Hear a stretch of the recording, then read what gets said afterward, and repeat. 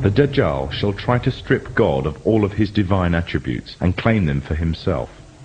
This arrogance is also the way of the Freemasons, who are engaged in replacing the laws of God with those that are man-made and claiming justice across the land, using technology to monitor all that you do, trying to see and hear everything, using genetics to alter and to improve the creation to reach their false standards.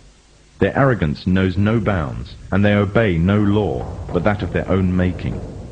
These are the forerunners to the Dajjal. These are the Freemasons.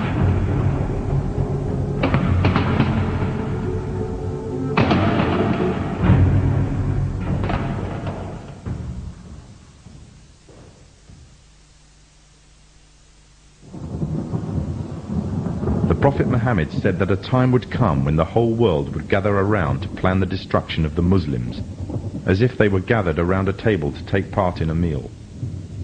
Today the nations of the world are doing just that, around the circular tables of the United Nations General Assembly Hall. He also said that the time of the Dajjal will be years of confusion. People will believe a liar and disbelieve one who is trustworthy, and those who rebel against God will have a say in general affair. Today, during the time preceding the Dajjal, there is also a time of confusion.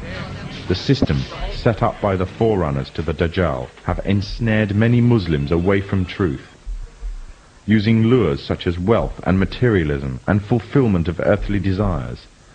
A miserable trade indeed.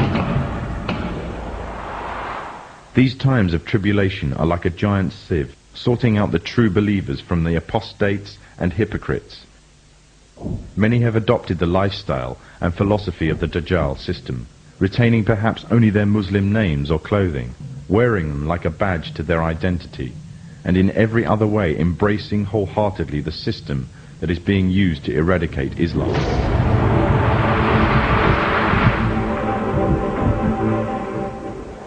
Embracing the same system that stood back and did nothing when pregnant Muslim women had their bellies ripped open by Serbs, killing them and the contents of their wombs.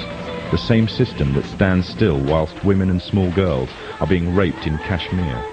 A system that stood still whilst mothers saw their children dragged away by soldiers during the night, never to return, simply because they spoke out against being refugees in their own homeland. And the same system that said nothing to the tyrant, that gassed women and children simply because he danced the Masonic tune.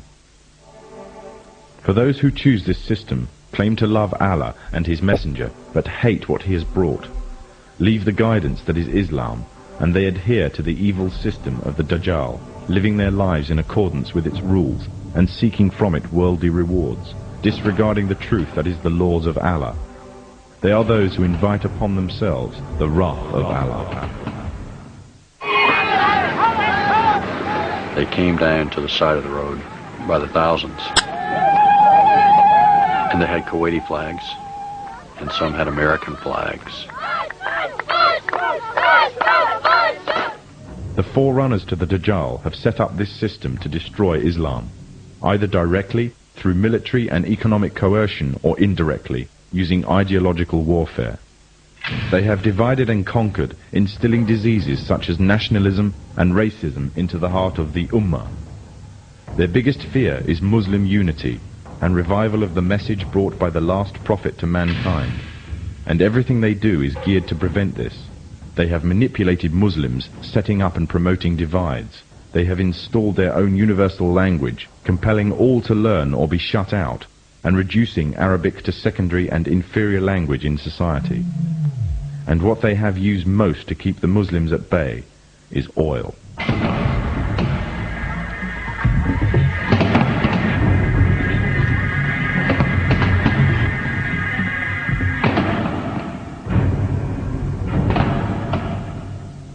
During World War I, the Freemasonic governments managed to destroy the Islamic Caliphate and annex all its territories.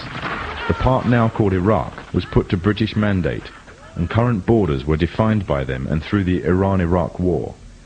After its independence, the USA took over interest in Iraq. In fear of a purist Islamic uprising, the CIA aided the Ba'ath Party's rise to power, making Saddam Hussein the leader of Iraq and an ally to the Masonic states.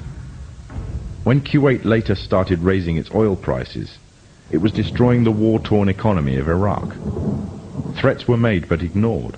The situation worsened until finally Iraqi troops were mobilized to the border. The Freemasonic media, the American media in particular, portrayed this as a shock and outrage. However, it is reported that the US ambassador to Kuwait had prior knowledge of the invasion and Iraq's intentions, as did the CIA. After the Gulf War, Saddam is still alive, and Kuwait has been liberated. It remains to be asked exactly what purpose the Gulf War served to its Freemasonic orchestrators. The Masonic West has long realized that the control of oil is vital to their economies. One of the main reasons is their reliance on cars and road transport.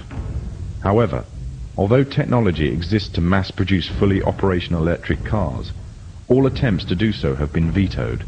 This is because oil is crucial to maintaining their world order. Without the wealth from oil, Muslim economies would fall, and without the puppet governments and leaders, such as Saddam Hussein, the Freemasonic West could not control the Muslim nations. Without the division of wealth and false leadership of these nations, nothing would prevent the purest Islamic movements from coming to power.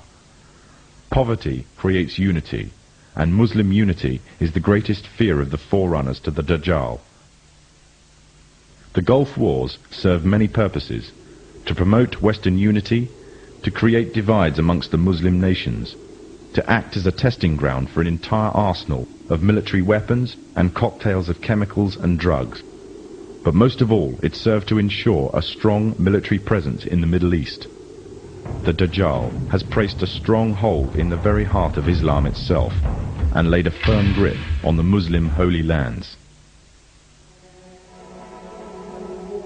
But although they plan, Allah also plans, and Allah is the best of planners. The final victory will be with the Muslims.